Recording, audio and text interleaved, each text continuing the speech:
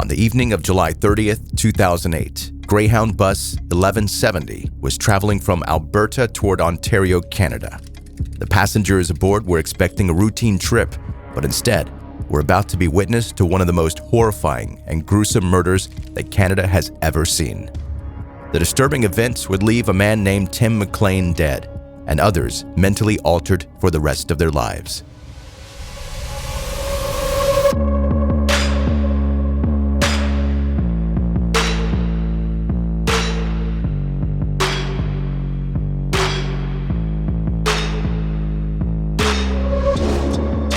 Welcome to 10-Minute Murder, brief and bingeable true crime. My name is Joe, the host, and thank you for joining today. Well, the series on Casey Anthony is out on Peacock, and if you're thinking about watching it, trust and believe you're going to get angry all over again. I'm not going to spoil it in case you're planning to watch it and haven't yet, but obviously she wasn't going to admit to having anything to do with the death of her child. She does admit to lying at nearly every turn in the investigation, which we kind of already knew. And she says the reason for that is not because she's hiding guilt, it's because that's how she was conditioned over the years. Her exact quote is, "I'm doing what I was conditioned to do." The police were trying to ask questions and get answers in order to help find her daughter, and she steadily fed them with nothing but lies. And that's her response now, in 2022. All this time to come up with an answer to the question, if you didn't kill your daughter or have anything to do with it, and genuinely don't know where she is or what happened, why do you lie to the police? I was doing what I was conditioned to do. Like I said, you're going to get angry. Before we get going with your story today that has nothing to do with Casey Anthony, thank God, this is your reminder to subscribe where you like to listen to podcasts and connect with 10-Minute Murder on social media. Links are in the show notes of this episode as well as at 10minutemurder.com. Now to the story.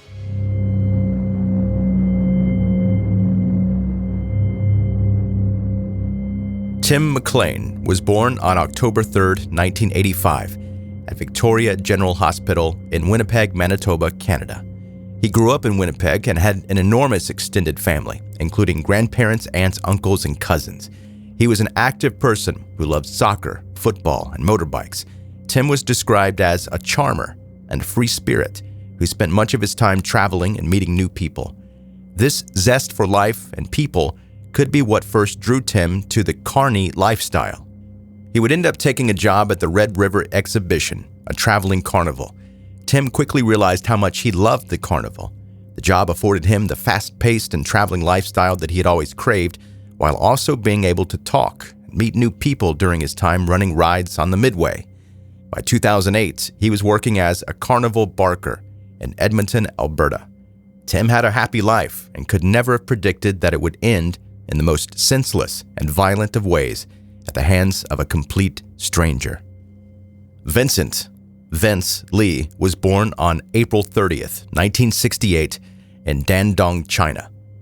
He graduated from Wuhan Institute of Technology with a bachelor's degree in computing in 1992.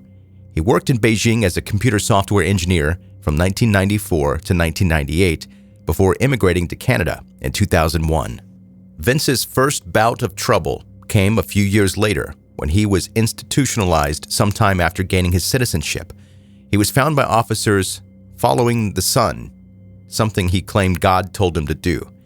It's the first glimpse the general public would have of a man whose mental health was on the decline. After this incident, Vince seemingly went back to his normal life. He would go on to marry a woman named Anna and become a menial worker at Grant Memorial Church. While Vince never showed any signs of anger or other trouble, he would occasionally become frustrated by the language barrier between him and others. He quit his job after 6 months and picked up several other jobs, including service at Walmart, McDonald's, and newspaper delivery. In the weeks leading up to the killing, Vince was fired from Walmart after he had a disagreement with his coworkers. Despite this, he was described as normal, and except for the minor conflict at work, nothing seemed out of the ordinary. But that would not last long.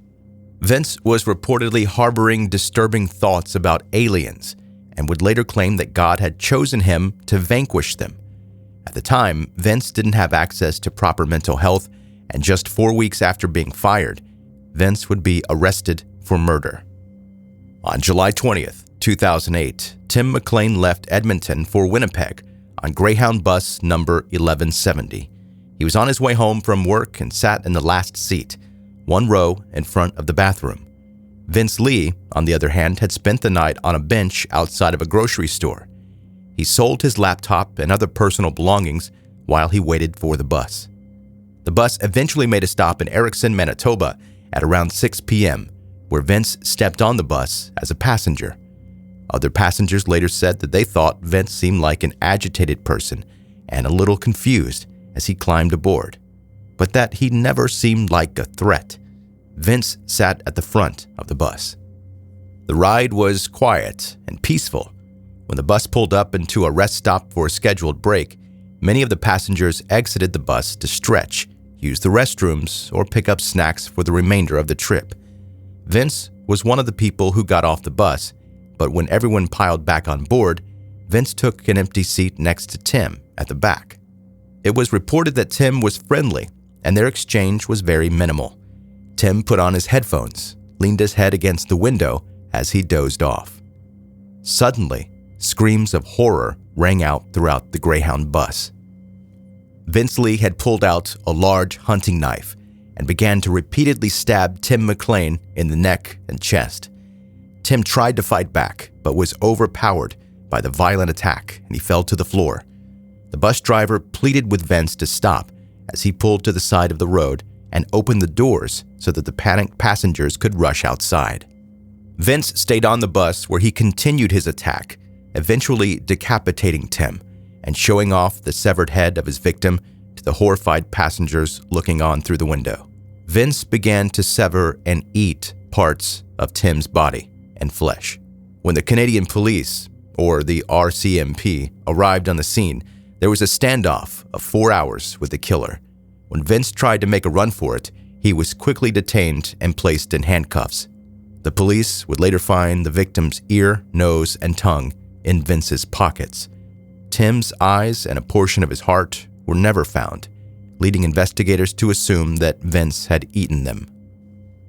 Vince Lee pled not guilty to charges of second-degree murder on account of a mental disorder.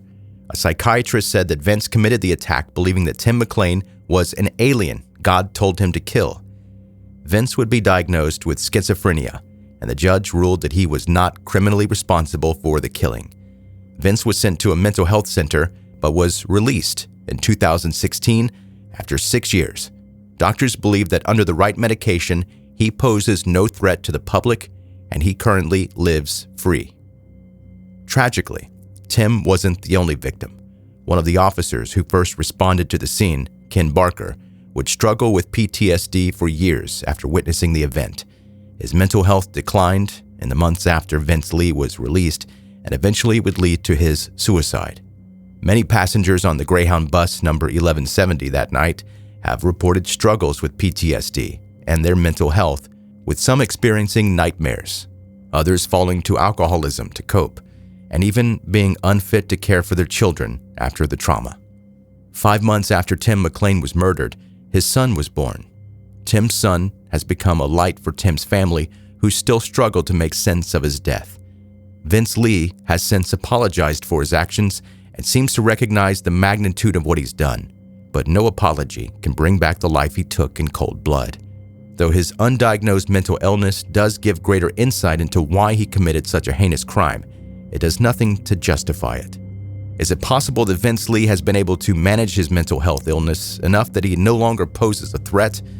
Or has his absolute discharge only given him the freedom to repeat his actions?